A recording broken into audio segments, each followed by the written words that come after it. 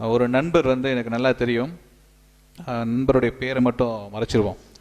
அந்த நண்பர் அடிக்கடி என்கிட்ட சொல்வார், நான் நேர்முக தேர்வுக்கு போகணும், என் வாழ்க்கையில் சீக்கிரம் செட்டில் ஆகணும். இதே போல் எண்ணம் ஒவ்வொரு குடும்பத்திலும் இருக்கணும். ஒரு குடும்பத்தில் யாராவது வேலைக்கு போகணும், சம்பாதிக்கணும், குடும்பம் முன்னேற வேண்டும். அதே போல் அந்த நண்பரும் அடிக்கடி என்னிடம் பேசுவார், நான் நேர்முக தேர்வுக்காக என்னை தயாரிக்க வேண்டும். ஆனால் அவர் வாழ்க்கையில் எனக்கு கொஞ்சம் தெரியும், அவர் எப்பவுமே எதையுமே தள்ளி போட்டு தான் செய்வார், உடனுக்குடன் செய்கிறதில்லை.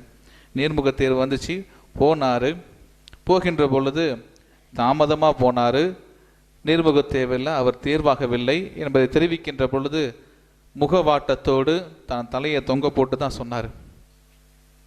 பிரியமானவர்களே, இது ஒரு சிறிய நிகழ்வாக இருந்தாலும் நமது வாழ்க்கையில் கூட இந்த மாதிரி நிகழ்வுகள் நடந்தேறி இருக்கும்.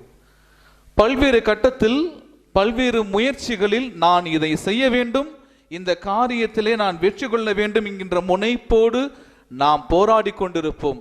ஆனால் ஒரு சில தருணத்தில் தோல்வி இருக்கின்ற பொழுது முகவாட்டமும் மன வருத்தமும் நமது உள்ளத்திலே இருக்கும். பிரியமானவர்களே, நாம் சிந்தித்து பார்க்க வேண்டும் முழுமையாக.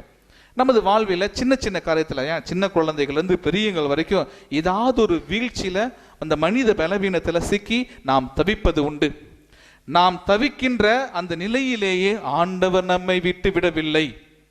நம்மை மீண்டுமாக மீட்கிறார், நம்ம மீண்டுமாக அரவணைக்கிறார், நம்மை அழைத்து கொண்டே இருக்கிறார், நமக்கென தைரியத்தை கொடுத்து கொண்டே இருக்கிறார். அஞ்சாதே, நான் உன்னோடு, அஞ்சாதே, திகையாதே, நான் உன்னோடு, உன் கரத்தை பிடிச்சிட்டு இருக்கிறேன், கவலைப்படாத. இந்த இறையாட்சியினுடைய ரகசியத்தை, மகிழ்ச்சியை, பெருமகிழ்வை நீ சுவைத்து பார்க்க வேண்டும். நமது வாழ்வு தலை நிமிர்ந்த வாழ்வாக, ஆண்டவரது மீட்பை சுவைத்த வாழ்வாக, ஆண்டவர் நமக்கென கொடுத்திருக்கின்ற ஆசீர்வாதத்திற்கு இணங்கி நடக்கின்ற வாழ்வாக இருக்க வேண்டும் என்பதுதான் இன்றைய இறை வார்த்தையினுடைய ஒரு உன்னதமான அழைப்பு. பக்தியோடு ஜெபிப்போம்.